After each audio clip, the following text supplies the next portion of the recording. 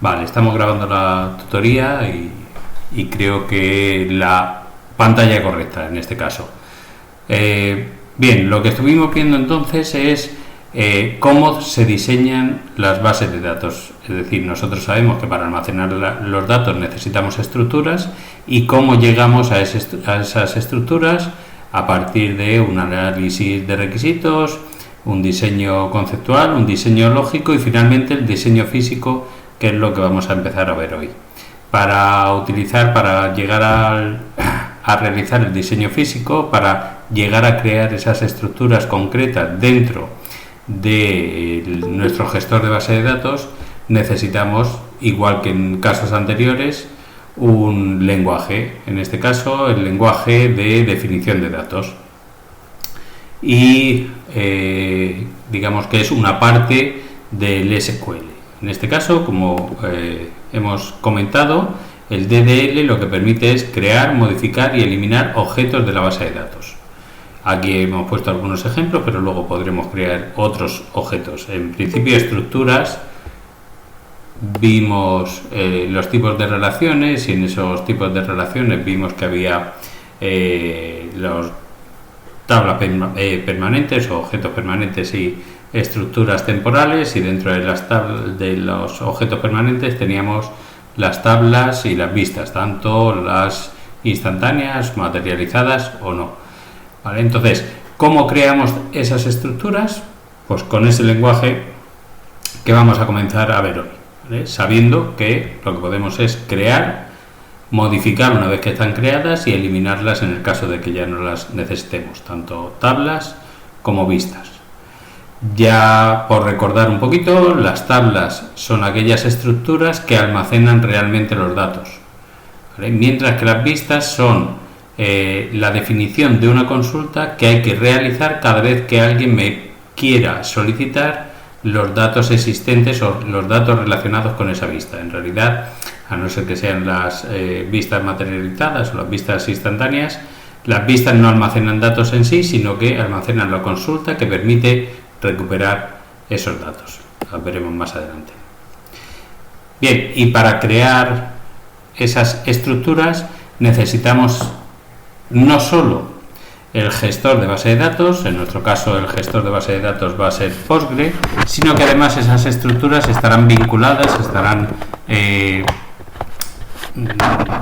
agrupadas en lo que en Postgre llamamos base de datos o en esquemas que estarán dentro de la base de datos. Entonces, lo que es la base de datos es un objeto, un elemento que no significa lo mismo en cualquier sistema gestor de base de datos. Hemos dicho que en Postgre sí que me relaciona, pero el concepto de base de datos, por ejemplo, de Oracle es mucho más amplio, ¿vale? Y digamos que sería más similar al esquema que se genera cuando yo creo un usuario. A la hora de crear un usuario en Oracle, pues me genera un esquema que es donde se almacenan las tablas correspondientes, las tablas o el resto de objetos correspondientes a ese usuario. Es la forma de agrupar que tenemos en Oracle. En el caso de Postgre y en el caso de MySQL, por ejemplo, sí que podemos crear eso que llamamos base de datos. Incluso con una diferencia, porque aquí podemos crear dentro de la base de datos esquemas, como luego veremos, y en muchos casos se confunde se confunde o se utiliza dos términos distintos para asociados al mismo objeto. En este caso, esquema y base de datos para muchos gestores de base de datos puede ser lo mismo. Entonces, vosotros ya sabéis que la máquina virtual que yo os pasé pues ya tiene bases de datos incorporadas, igual que os pasé tablas ya con datos, ¿vale? Pero ahora es el momento de decir, bueno, ¿y qué pasa si tenemos que crear una desde el principio? Pues si tenemos que crear una base de datos desde el principio, utilizaremos un create database, ¿vale? Y en este caso, asociando el nombre de la base de datos. Luego veremos más adelante lo que es el DCL y es el lenguaje de control de esos datos, es decir, quién puede acceder a cada uno de los objetos de la base de datos. ¿vale? De momento, si lo que queremos es acceder con el usuario alumno, pues lo que vamos a hacer es, como hemos hecho en otras ocasiones, a la hora de crear la base de datos, decirle que el propietario de la base de datos es alumno. De momento lo tenemos que hacer así porque el único que puede crear base de datos ahora mismo es el usuario Postgre. Entonces el usuario Postgre genera la base de datos, pero la base de datos le pasa la propiedad al usuario alumno. Y a partir de ahí pues ya podemos trabajar con el usuario alumno como si la hubiera creado el mismo. ¿Vale? Esto entonces ya sí que lo podemos hacer, igual que lo habéis hecho vosotros en vuestras máquinas. Pues podemos crear en este caso una que se llame tutoría, donde vamos a meter ahora las tablas que vayamos a ir haciendo. Entonces el procedimiento sería primero aquí cambiamos el usuario de Linux, en este caso la contraseña también es Postgre, y una vez que estamos dentro de Postgre ya podemos ejecutar PSQL. En este caso hacemos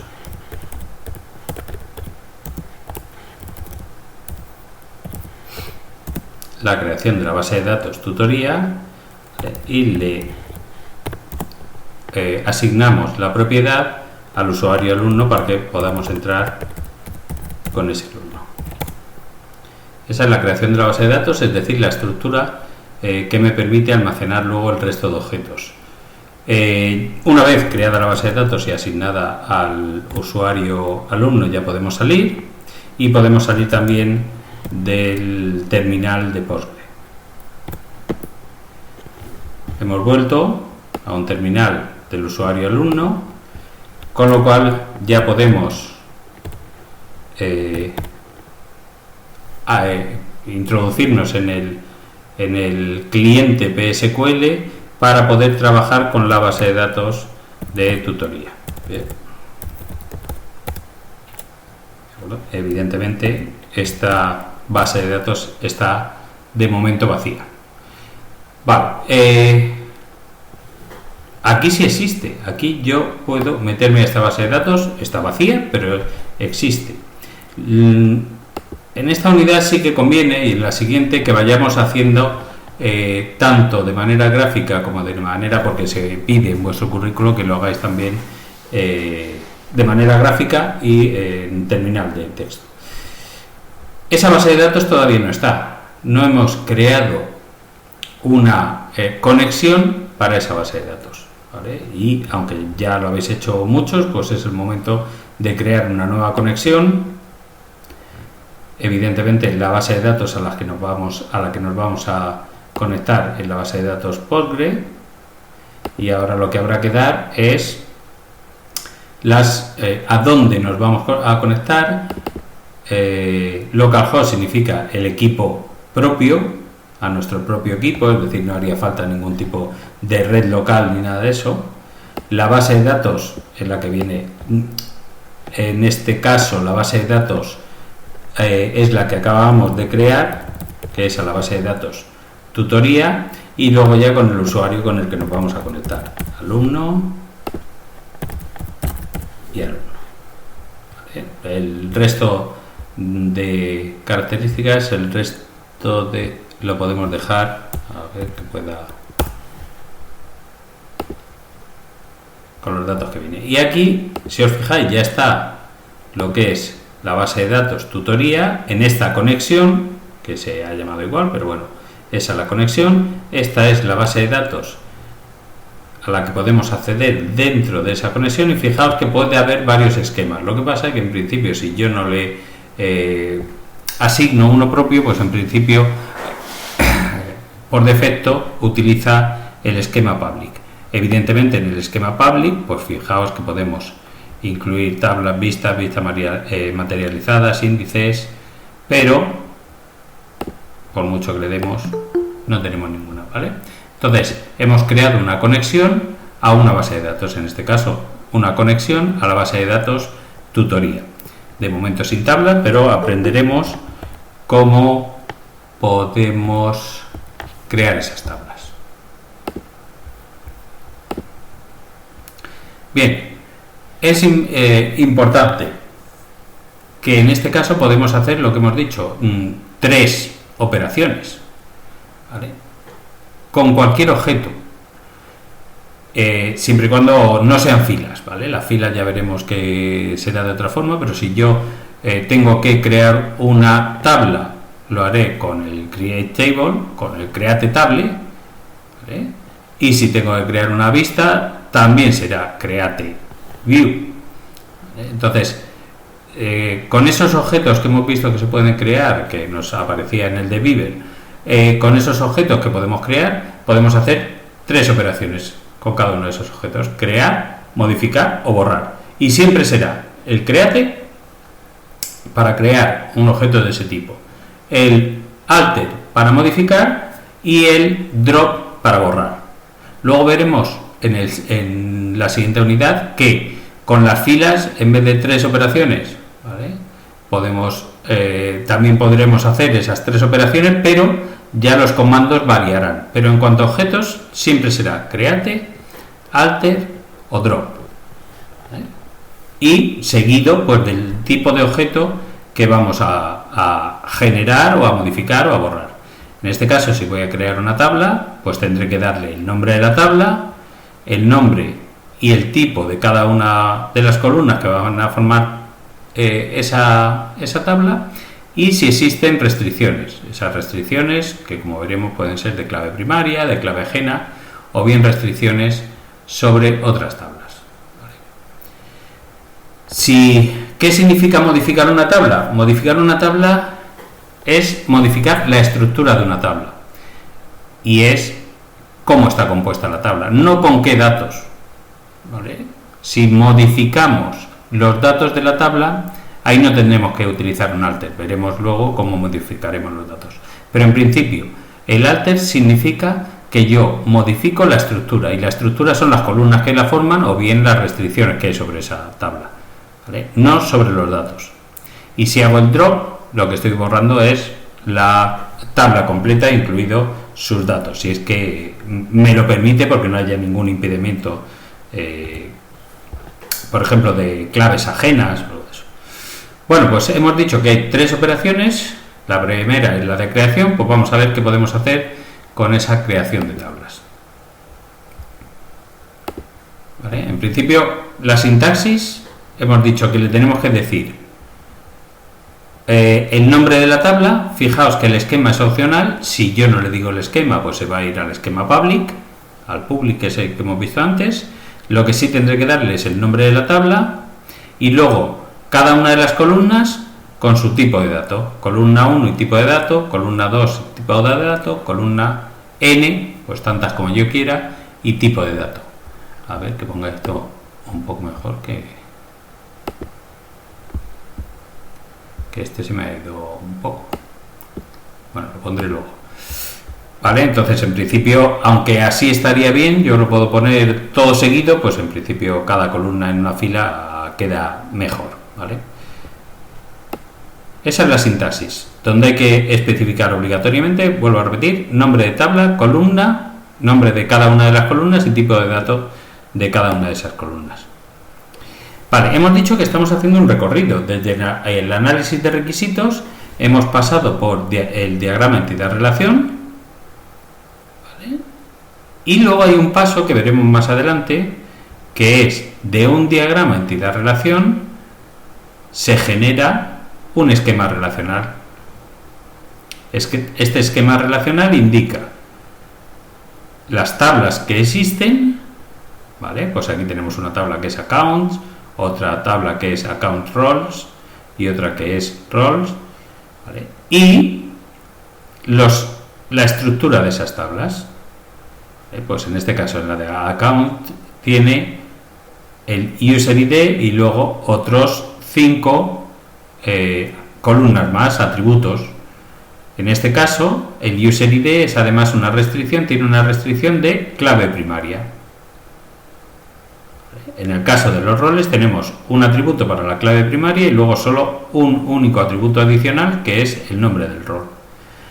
Y fijaos ya, aunque luego se repita, que en una relación de estas donde la cardinalidad es muchos a muchos, una cuenta puede tener varios roles y cada rol podrá tener asociadas varias cuentas, es una relación muchos a muchos.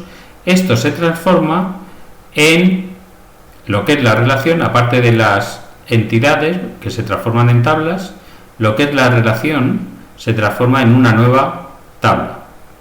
En este caso, cogiendo las claves primarias de cada una de las entidades que forman parte, ¿vale? El user ID, además de estar aquí en accounts, se pone en la tabla intermedia. Y lo mismo ocurre con el rol ID.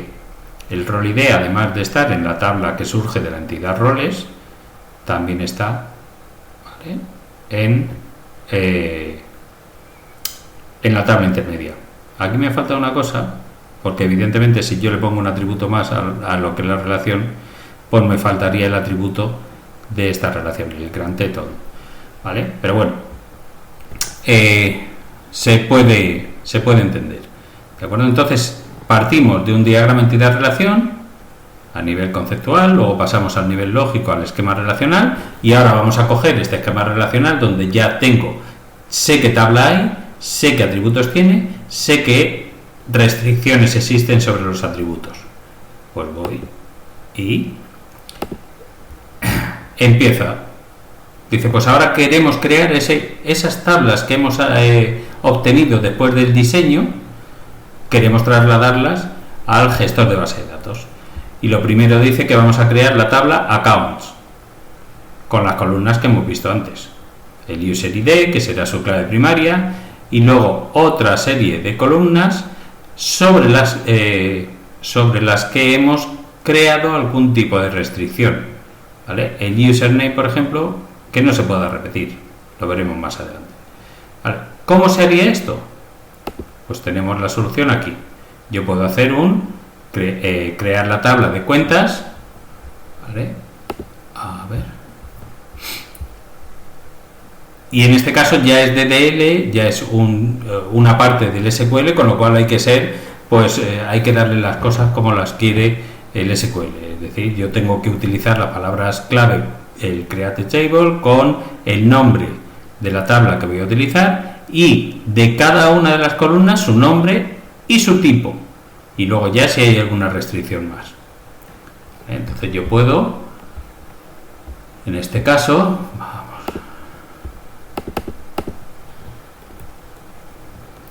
yo puedo traerme esa tabla, la definición de esa tabla, me la puedo traer, pues en principio aquí. Y ya estaría la tabla creada. Y aquí me dice que hay una tabla dentro del esquema public que se llama accounts, ¿vale? Y puedo hacer la descripción de esa tabla, que será, hemos dicho, accounts. Me dice las columnas que tiene, ¿vale?, y las restricciones que hay sobre esas columnas. Si hay índices, restricciones non null. Vale. Lo mismo tengo aquí ya en dbeaver. Si yo le digo que renueve con F5, por ejemplo, el apartado de tablas, veo que ya tengo la tabla cuentas con las columnas que tiene, las restricciones, y si hago doble clic, pues me aparecerá aquí los datos o sus propiedades. ¿De acuerdo? Es decir, que yo, como solo tengo un gestor de base de datos, aunque tengo dos clientes, el cliente PSQL y el cliente de Beaver, los dos utilizan la misma base de datos, con lo cual en los dos podemos ver lo mismo. ¿De acuerdo? Esa sería la creación de una tabla. Vale. Vamos a pasar a lo siguiente. A ver, aquí. Vamos a ir metiéndonos en la siguiente tabla. En este caso, yo ya tengo creada la tabla cuentas, pero si nos fijamos en el esquema relacional, necesitábamos también crear la tabla de roles y luego la tabla intermedia. Pues venga, la tabla de roles será pues el nombre roles con dos campos, uno como clave primaria y el otro que está como una columna con valor único. El comando correspondiente, comando DDL correspondiente a esa creación de la tabla, pues aquí la tenemos. Fijaos que el create table no varía, roles y luego entre paréntesis el listado de las columnas con su nombre, su tipo y la restricción. En este caso son restricciones de columnas, luego veremos que existe para el siguiente ejemplo pues también restricciones que ocupan o que se refieren a varias columnas a la vez. Vale, pues si cogemos ese ejemplo y lo podemos hacer desde el DDL, o como os he dicho, también conviene que manejéis convenientemente un cliente gráfico, y desde aquí pues también podríamos crear una nueva tabla. En este caso el nombre de la tabla sería roles, ¿vale? Y aquí empezamos a poner las columnas, ¿vale?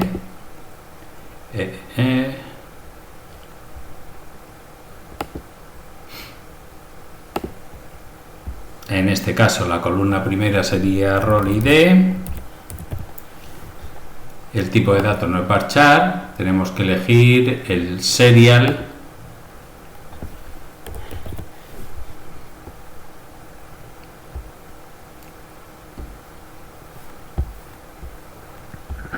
que a ver si quiere.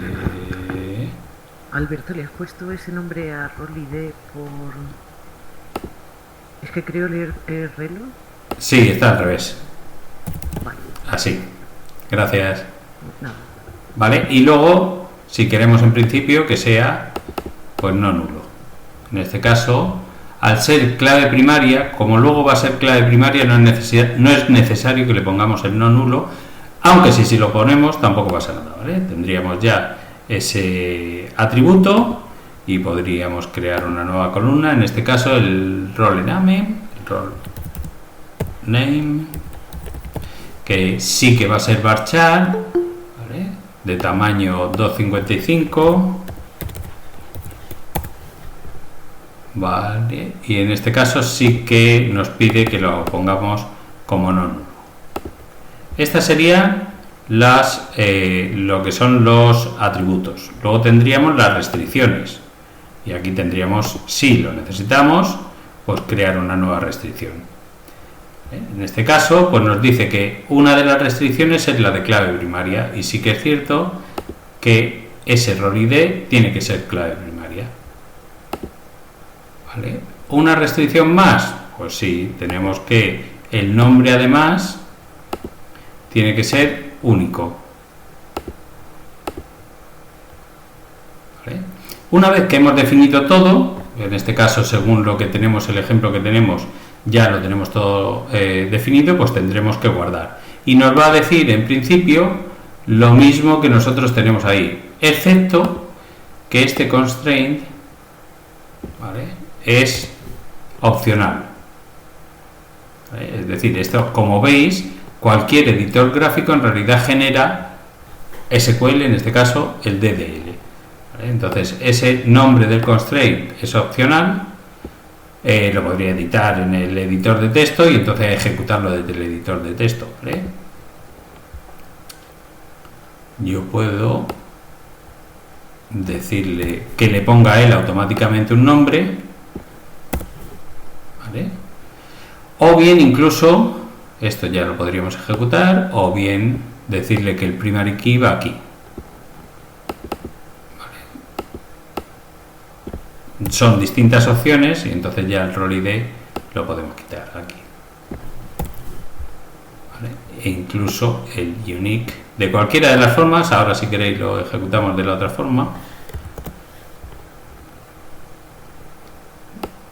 Cuando una restricción solo afecta a una columna, puedo ponerlo en línea y luego pues lo ejecutaría y me dice se ha creado la tabla, y evidentemente esa tabla debería aparecer aquí, ¿vale?, con sus atributos, con sus columnas, así, con sus columnas y sus restricciones. Nos queda una tabla. En este caso es una tabla que tiene alguna cosilla más.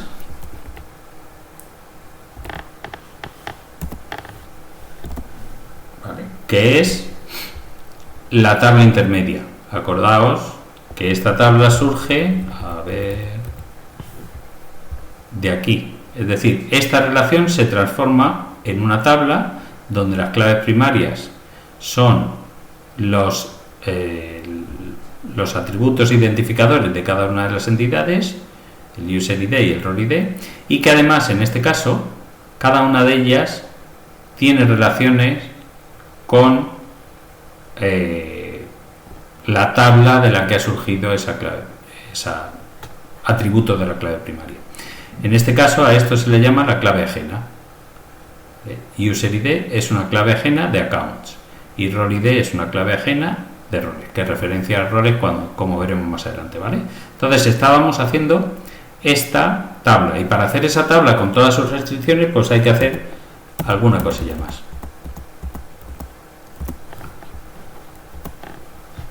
¿Vale? Fijaos que empezamos igual con el create table, el nombre de la tabla, los paréntesis, y ahora por un lado cada una de las columnas que forman parte de esa tabla, y ahora como ya la restricción de clave primaria ya afecta más de una columna, pues ya no lo puedo hacer en línea, sino que lo hago después, ¿vale? Le digo la clave primaria de esta tabla, ¿vale?, es el conjunto user ID y role ID, y luego cada una de ellas, role ID es una clave ajena que referencia al role ID de roles, y por su parte el user ID es una clave ajena que referencia al user ID de la tabla accounts, ¿vale? Son las líneas que hemos visto que unen esa tabla con las otras dos, la de accounts y la de roles.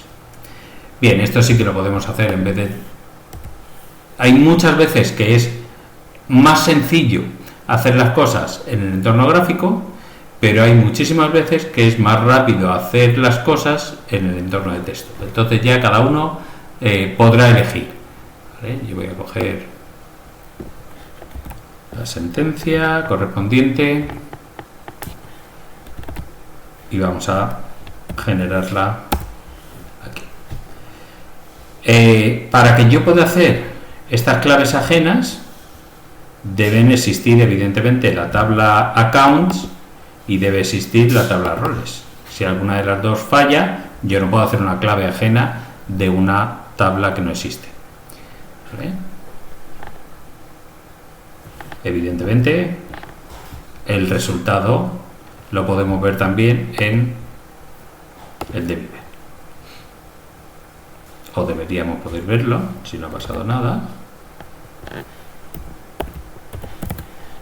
Están las tres.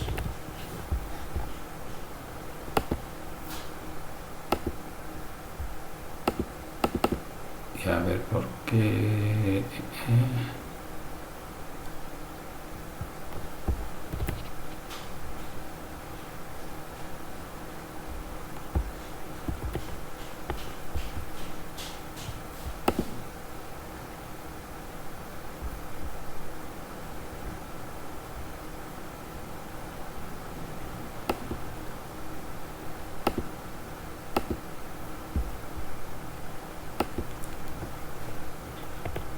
¿Qué tenemos inválido aquí?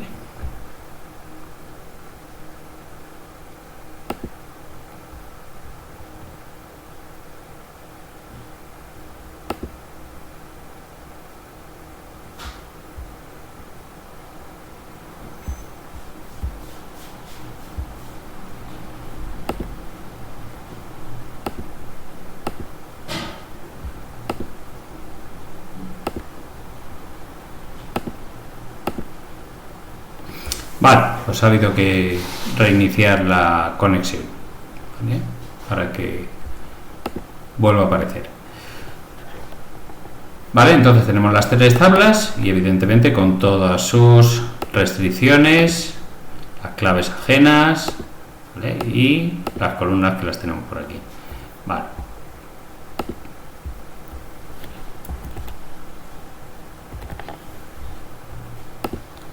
Esos son la creación entonces de las tres tablas de las que partimos. Ahora vamos a ver un poquito más en detalle cada una de esas restricciones y qué ocurre o qué puede ocurrir cuando o para qué son útiles estas restricciones. ¿Vale? En el caso de la clave primaria, en principio, el concepto de una clave primaria, y por eso os decía que aunque no tuvimos tiempo de verlo el día anterior, sí que lo podemos retomar ahora. Ahí veíamos que era una superclave, y una superclave que puede ser el conjunto de todos los atributos de una tabla, ya que existe en el modelo relacional. Un segundo. Ahora sí.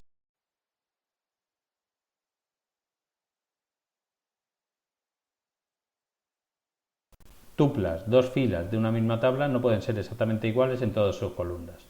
Entonces, en ese caso, el conjunto de todas las columnas, al tener que ser diferente todas esas columnas unas de otras, pues evidentemente el conjunto de todas las columnas es superclave. Nosotros le vamos a ir quitando atributos a esa superclave hasta quedarnos con un conjunto de atributos en los que, al quitarle alguno de los que forman parte de esa superclave, si le quitamos uno de ellos, pues resulta que ya es posible que se repitan dos tuplas los valores de ese conjunto de atributos en dos tuplas distintas. ¿Vale? Entonces, a ese conjunto mínimo, que es el que nos interesa, ese conjunto mínimo de atributos en los que los valores de esos atributos no se pueden repetir en dos tablas, eso sería una clave candidata. Y de esas claves candidatas, que puede haber más de una en una tabla, nos tenemos que quedar solo con una. Y esa sería la clave primaria. Estamos diciendo que hay casos en los que la clave primaria está formada por más de un atributo. Aunque son escasos y cada vez se hacen más escasos porque las aplicaciones se desarrollan de una manera en la que conviene en muchos casos que solo haya una clave primaria. Pero puede haber, como estamos viendo en el caso que tenemos hoy de account roles, donde la clave primaria está formada por dos atributos. ¿Por qué? Vamos a intentar que veáis el por qué. A ver, si yo tengo este esquema relacional donde la tabla account roles, hemos dicho que el usuario puede tener varios roles y un rol puede estar asociado a varios usuarios. La clave primaria entonces es el conjunto de campos mínimo en el que, quitando algún campo, ya el mismo valor del atributo se puede repetir. Imaginaos que tenemos una tabla donde el usuario 1 tiene el rol 1 de administrador, por ejemplo, y el usuario 1 también tiene el rol de comercial. Es decir, hay dos filas, en esa tabla hay dos filas con el usuario 1. Luego, el user ID se puede repetir, porque está permitido que el mismo usuario aparezca dos veces en esa tabla. Aparecerá dos veces cuando tenga dos roles asignados. Lo mismo pasa con los roles. El rol de administrador yo se lo puedo asignar a dos usuarios distintos. Si le estoy asignando el rol de administrador a dos usuarios, ese rol de administrador aparecerá más de una vez en la tabla. Y si aparece más de una vez en la tabla, ya por sí solo rol ID no puede ser clave primaria. Lo que no está permitido en este caso es que al mismo usuario se le asignen dos veces el mismo rol. Sería absurdo.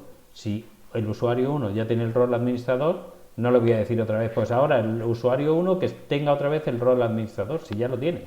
Entonces, si se intenta duplicar esa combinación usuario 1, rol administrador, es que estoy cometiendo un error y por eso la base de datos no me deja. ¿Vale? Entonces, las claves primarias son aquel conjunto mínimo de atributos en los que los valores de sus campos no se pueden repetir. Y creamos entonces una restricción de clave primaria. ¿Vale? ¿Cómo creo la restricción de clave primaria? Simplemente añadiendo, si es un atributo solo, añadiendo el primary key en línea con el atributo. Si fuera de más de un atributo, como hemos visto en el caso de la tabla de accounts role, pues ya tiene que ir debajo de todas las columnas y entre paréntesis, debajo de todas las columnas y entre paréntesis las columnas que forman parte de esa clave primaria. ¿Vale? Pues aquí tenemos el ejemplo de la creación de la tabla accounts. La he reducido para que entre mejor aquí. Ya no tengo todos los atributos, solo me interesa de esa tabla accounts, ¿vale? El user ID, el username y el password. ¿Qué ocurre?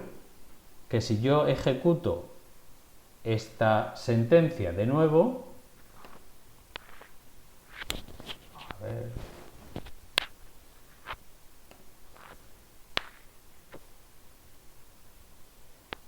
vamos a intentarlo.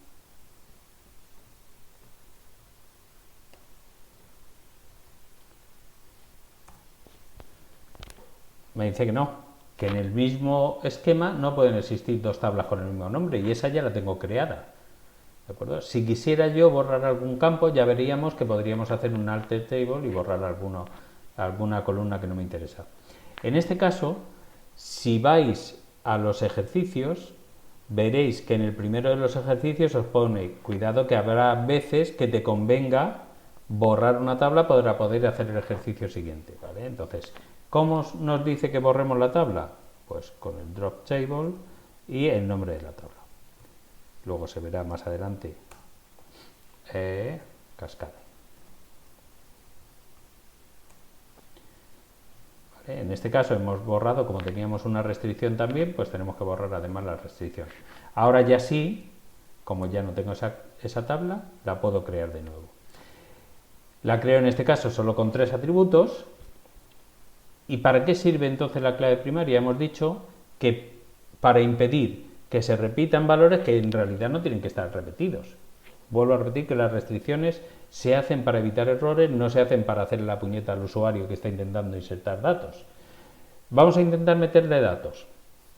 Entonces lo podemos hacer desde aquí, desde el terminal o incluso desde dbeaver. Estamos en la... Vamos a refrescar. Y la tabla accounts.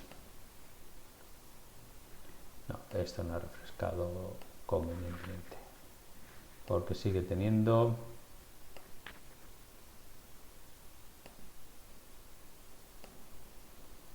Vale, sí que tiene las 3 columnas. Me meto en datos y le digo aquí el usuario.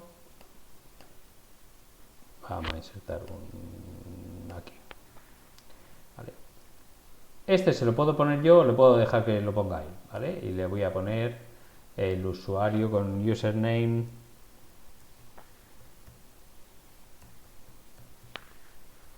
Vale, vamos a ponerle el 1. E imaginaos, bueno, pues aquí le ponemos otro.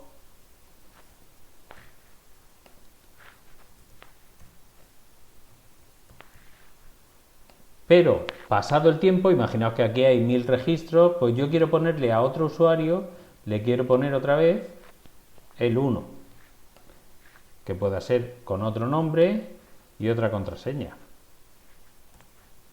En principio me deja porque no estoy saliendo del cliente. Vamos a intentar llevar estos datos al gestor de base de datos. ¿Vale? Le decimos el save. ¿Vale? Y fijaos que me da un error. Llave duplicada. ¿Vale? La clave se ha duplicado. Ya existe el usuario con el user ID 1. ¿Vale? Entonces las claves primarias me impiden que yo pueda meter 2 veces el mismo valor en el conjunto de las columnas que forman parte de la clave primaria. En este caso la clave primaria está formado solo por el user ID 1, por el user ID, y entonces estoy intentando repetir el 1. Si yo modifico aquí y le digo que es el 3, eso sí me lo permite, aunque los datos sean iguales o distintos, solo se está fijando de momento en que la clave primaria no se puede repetir. Ahora sí que me ha permitido insertar ese dato. ¿Vale? Y si yo lo veo por aquí, pues veremos que se ha insertado. ¿Vale? Están los 3. Pero yo no podría meter ni un nuevo usuario con el ID 1, ni uno con el ID 2, ni uno con el ID 3. ¿vale? Las claves primarias entonces me impiden al final almacenar datos erróneos. ¿Vale? Aquí tenéis un ejemplo. Si yo meto primero el ID1 y lo vuelvo a intentar meter, lo que hemos visto me da un error de clave duplicada. ¿Vale? Eso es el primer tipo de restricciones. Otro tipo de restricciones que tenemos es el de clave ajena. Clave ajena que hemos visto que era aquel atributo, bueno, lo tenéis aquí en el concepto, un grupo de columnas, en muchos casos es una única columna, en la mayoría de los casos es una única columna de una tabla que hace referencia a la clave primaria de otra tabla. Es decir, yo estoy en la tabla intermedia esa que hemos visto antes, estoy almacenando qué roles tiene cada usuario, qué rol, ¿vale? En cada fila hay un rol que le corresponde a un usuario. Al final en la tabla, pues lo que tengo es los roles que corresponden a cada uno de los usuarios, ¿vale? Entonces, en lugar de incorporar en esa tabla intermedia todos los datos del usuario o incorporar todos los datos correspondientes al rol, lo que hago es simplemente incluir el ID. No solo porque evidentemente tengo que almacenar menos cosas, porque imaginaos que un usuario tiene 5 roles asignados, tendría que meter 5 veces su nombre, 5 veces sus apellidos, 5 veces su email, ¿vale? Ocuparía más. Pero no solo ocuparía más, sino que si cambia de email, por ejemplo, tendría que estar pendiente de cambiarlo no solo en una de las filas, sino cambiarlo en todas las filas donde esté ese usuario ID. En cambio, si lo tengo separado y los datos propios del usuario solo los tengo en una tabla, pues con cambiarlo una vez sería suficiente, ¿vale? Entonces evitamos redundancias si separamos esas tablas, pero la separación de tablas obliga a mantener esas claves ajenas para poder luego relacionar unos registros con otros, unas filas con otras. En este caso, si yo quiero añadir una clave ajena, pues lo estamos poniendo en vez de en línea. Normalmente las claves ajenas sí que se ponen al final. Fijaos que el constraint sigue siendo opcional, por eso está entre corchetes, y luego la palabra clave foreign key, las columnas que de esa tabla, que son las claves ajenas, en la mayoría de los casos, vuelvo a repetir, una única columna, y a qué tabla referencia, y dentro de esa tabla a qué columna. En principio, pues como hemos dicho, a la clave primaria. Y luego hay dos opciones, que es qué ocurre si hemos dicho que un usuario tiene 5 roles. ¿Qué ocurre si uno de los roles se borra de la tabla principal, de la tabla de roles? Pues entonces yo puedo elegir que si hay un usuario que tiene ese rol, que no se pueda borrar el rol hasta que no se le quite al usuario el rol correspondiente. O puedo decir, no, mira, bórrame también, si hay algún usuario que tiene el rol que estoy borrando, esa fila también la borras. Tened en cuenta que al borrar la fila no estamos borrando el usuario, sino simplemente la asociación de un usuario con un rol, ¿vale? Entonces, podemos tomar diferentes opciones o podemos decir, en algún caso, pues la columna correspondiente al rol me la pones a null. Dejas la del usuario, no sería, en este caso no sería una opción, porque como rol forma parte de la clave primaria no puede ser null, pero bueno, en algunos casos yo puedo optar por poner a null el atributo que es la clave ajena, puedo impedir que se borre si hay algún registro relacionado, como me ha pasado a mí cuando he intentado borrar la tabla, que me dice, oye, que hay una relación aquí, no la puedes borrar así como así. O puedo decirle que la borre en cascada, y borrar en cascada es borras el registro que estoy yo intentando eliminar y además todos aquellos que estén relacionados, ¿vale? Esas son opciones que las tiene que tomar el diseñador de la base de datos en el momento de la creación. Pero, si os fijáis, son opcionales. Si no digo nada, se impide el borrado siempre que haya alguno relacionado, ¿vale? Esa es la opción por defecto. En este caso, tenemos que en la tabla intermedia hemos creado un usuario, el user ID, que es la clave primaria de esta tabla. Le hemos quitado el rol ID para que no nos dé problemas, y un atributo adicional. Pero este user_id referencia a la tabla cuentas, al user_id de la tabla cuentas. Vale, ¿para qué sirve esta restricción? ¿Vale? Para que yo no pueda insertar en esa tabla intermedia, yo no podría insertar un usuario que no existiera. ¿Vale? En la diapositiva anterior hemos metido al 1 y al 1 otra vez, que debería ser el 2, pero lo hemos metido 2 veces con el 1, pues vamos a ver qué pasa si intentamos incorporar al usuario 3. ¿Vale? Vamos a borrar primero la tabla.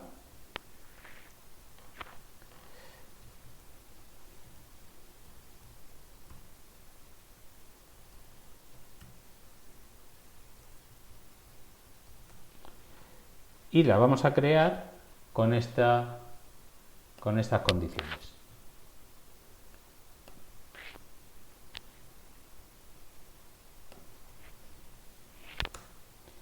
Vale, entonces la tabla account roles está relacionada con esta. ¿Vale? En este caso tenemos tres registros. Es decir, yo podría hacer una inserción. En este caso me permitiría hacer esta inserción, por ejemplo, donde voy a añadir en account roles un usuario que está relacionado con el 3.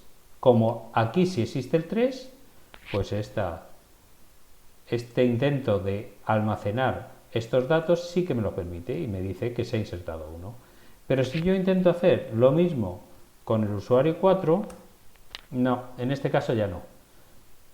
El 4 no existe en la tabla accounts, pues esa restricción me impide añadir registros que no tienen la relación hecha, que no están en la tabla de usuarios. No tiene sentido decir el usuario 4 tiene el rol de administrador si el usuario 4 no existe. Entonces esa restricción está para impedir esa inserción de registros que no tiene sentido porque no está relacionado con uno de los datos que en principio deben existir.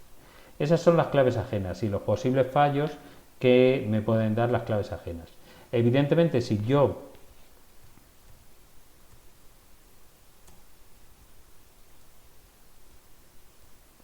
uno de los fallos comunes también, ¿vale? Si yo no tengo la tabla accounts, pues evidentemente no puedo crear la tabla accounts role con esa clave ajena, ¿vale? Me dice, oye, no, ¿cómo puedes hacer referencia a la tabla cuentas si la tabla cuentas no existe? ¿De acuerdo? Entonces ese es otro posible error que nos pueden dar a la hora de definir claves ajenas. Bien, la siguiente, y con esto vamos a ir terminando por hoy. La siguiente restricción que tenemos es la del valor null. Ya hemos dicho, porque ya lo hemos utilizado, que el null no es un 0 ni el null es una cadena vacía. ¿De acuerdo? El null es el valor desconocido. Yo no sé qué valor tiene esta columna, por ejemplo. Y hay que llevar mucho cuidado con el null.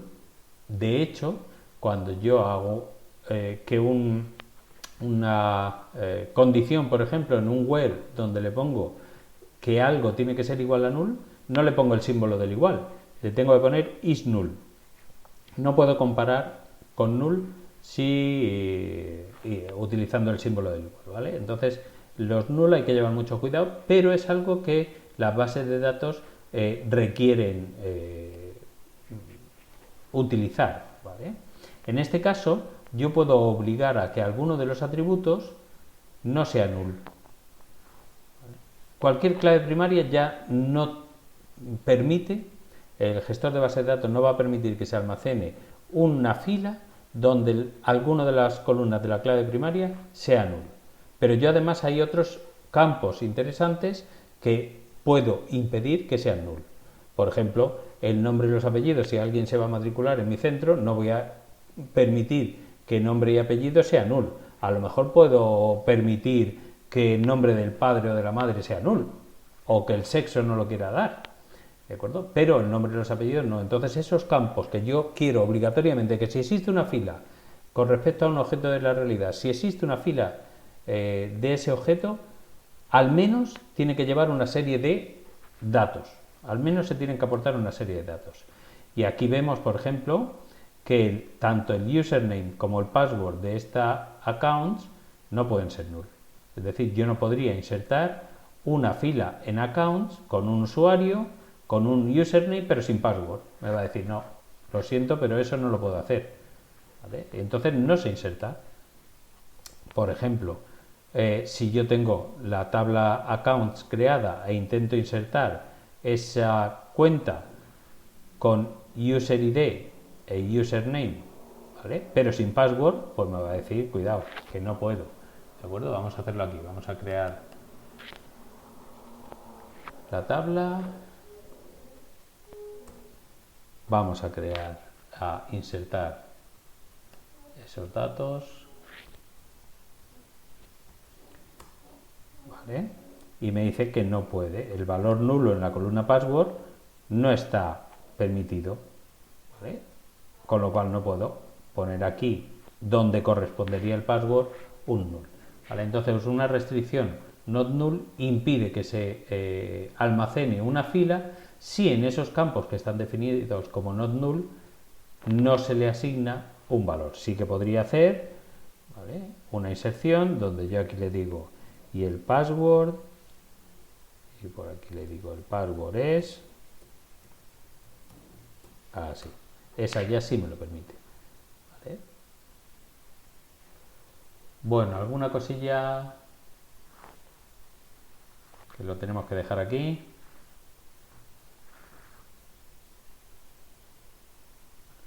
Nada.